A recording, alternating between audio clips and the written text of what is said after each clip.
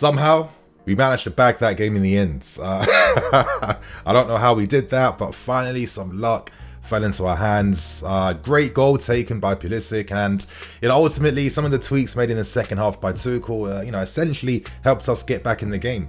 It was nice that finally the combination play between Mount and Alonso during that second half finally created the match-winning moment. They were threatening throughout the whole game, and they looked like our best source of creation and chances actually on that left-hand side. Nice to see Pulisic finally get a goal, doing his trademark movement inside the box. He's got a lot of great movement. I do feel sorry for him at times that he has been used out of position quite a lot of times, either playing as a cam or a wing back, and a part of me feels like I'll be stifling his development at this point in time because, Pulisic got double digits in his first season here, and for me, he's shown that he has that type of consistency to be able to do that on a regular basis. But in the end, Pulisic came and saved the blushes of Jorginho. I don't want to be too harsh. I did think that Jorginho's game today, other than that penalty miss, was okay. It was decent. It wasn't a bad performance. I felt like he was playing a lot of smart passes between the lines. There was one to Mason Mount on the left hand side in particular, which really forced some moments that was really causing some threat towards West Ham, and I felt like he was kind of keeping the game ticking, even though there's always going to be a few times that Jorginho could speed up the play a bit more by being more confident receiving on the half turn and looking to play quickly to players in isolation. I feel like a lot of times when I watch us play against teams like West Ham defending deep, it's like we're scared to pass the players who are marked by the opposition. That's where you have to see the individual quality. That's why you guys are getting paid the money you earned, because you're some of the very best in the country, and moments like that, you're hoping that you are going to beat your man in 50-50 situations even more. But ultimately, even though his game was okay, I did feel like that penalty miss at the end was just really quite bad. Even from the camera angles and TV, you could just get the sense of feeling that he wasn't that confident stepping up. And in the end, his technical execution of that penalty was the worst he's ever done it. Literally right in the middle of the goal. The keeper did not have to work. Imagine you're not working from a penalty right in the end like that. And it's not the first time now in key moments and situations, Jorginho's composure, he's not able to win that mental battle. Now, I'm assuming, because they're human beings, maybe the Italy being out, of course, other personal moments where he has made mistakes, maybe that type of pressure is starting to pile up in the player a bit because, his form has been inconsistent now for a while. Let's hope he can finally get out of that space, because we are going to need him. We do need a midfield for this season. But it was just a very disappointing penalty, and I guess it brings up questions that maybe we should be sharing penalty duties, because how many misses is this now from Jorginho this season? Regardless, you guys, in today's match, I'm going to break down some of the moments, some of the general play, players that stood out as well too, plus my closing thoughts. Hope you guys enjoy. Please smash that like button, please get involved in the comment section and give your thoughts and opinions on the game. And to start with things, let's start with the lineup. Now, the disappointing news was that Reece James was not playing today, and I'm starting to get little personal fears now that I'll be doing what we've done with Kante now to Reece James, because how many times does this guy rush back from injury time and time again, and it always feels like he's playing much quicker than he actually should. And I feel like all of these injuries are compounding. You're not fully fit, you're picking up niggles, you're playing a very physical role as well too. And what's it saying that through sheer desperation, Tuchel will continuously use players maybe sooner than they should actually be used.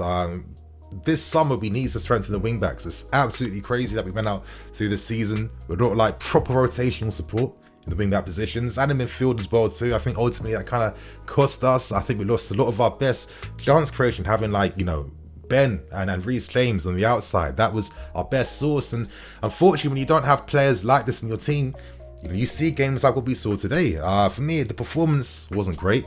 I'm not going to just solely blame Tuchel. For me, it was a lot of what the players was doing on the field as well too. Especially that first half, my God, was it so slow. I'm looking at the guys playing out from the back in particular. I felt even Thiago Silva was moving the ball out quite slowly from the back, and all you're doing is you're allowing West Ham to quickly get back in position, and it's just we weren't quickly shifting their blocks enough.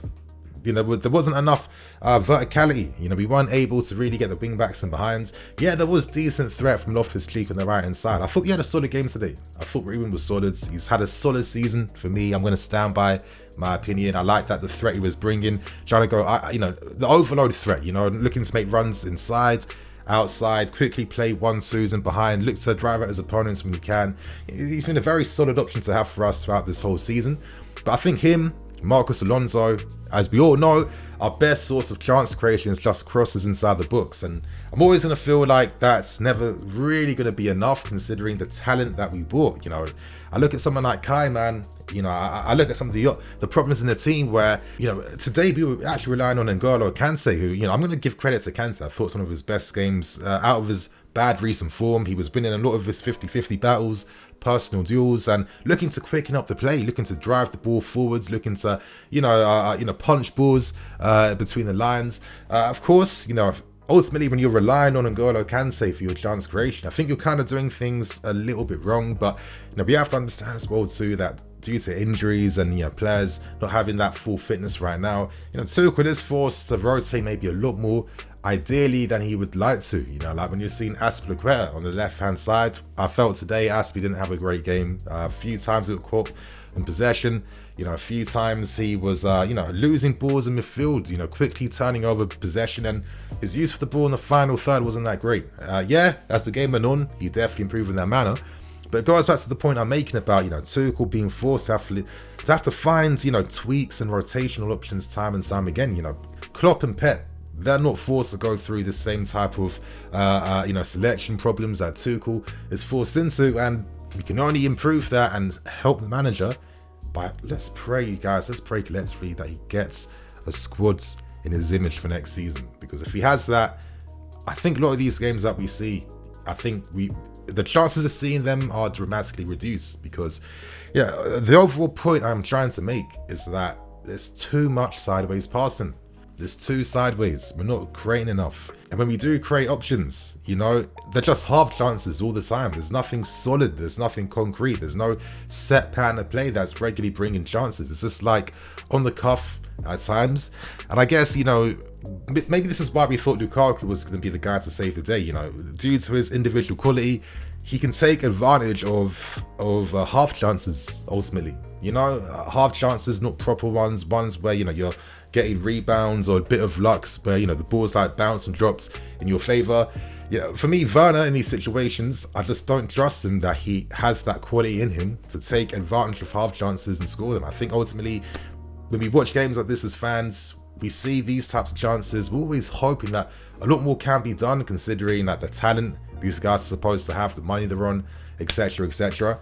But I just think that maybe there could be a question where if your system is just producing way more half chances than actual concrete solid ones, maybe there has to be some tweaks eventually. And then I guess it goes to the overall point of why Tuchel needs a squad, because, when he has that full team, he don't play as badly as this. But it seems to be quite a luxury when we're able to actually have all our guys fit at one time playing together. And, this is why you got to improve upon that, man. Where, wing back options when you're using Loftus-Cheek there. What's that saying? How many times have we seen different wing back options throughout the whole game? And, it's a shame. It's a shame. I felt like in the second half, the game came to life more. And I guess it comes down to an observation that I've noticed where, if you kind of allow players to play in positions they're more comfortable with, I feel like you just see more expression to them. I think every player has their own individual bits of their game that they have that ideally you're supposed to take advantage of. And I was thinking about this because the commentators throughout the game today, when Lukaku came on eventually, they kept talking about the fact that he wasn't finding service. They kept mentioning the fact that he was waiting for balls to come into him so he can roll defenders. And we know that rolling defenders is one of Lukaku's best traits he has. And it's quite criminal in that sense, the lack of times he's actually able to demonstrate this, because the way we play isn't taking advantage of that. I think maybe now's a good time to speak about Lukaku. I definitely think his introduction turned the game in our favour, because if there's one thing that Lukaku does do, I feel like it creates more panic in the books and it creates more danger, because he really, occupies the attention of defenders. If you even see that Pulisic winner in the end, Declan Rice was worrying about Lukaku who wasn't behind him, and he's just moved back to playing as a centre-back. Due to that, it meant that he didn't quickly close down that space in front of Pulisic. By the time he got there to try and intercept it, it was too late. And I see Lukaku do that quite a lot. And I don't know, maybe when he has options around him, I don't know, he could do better. But regardless, the guy doesn't get proper service. And I think ultimately we don't really play to the strengths of the players.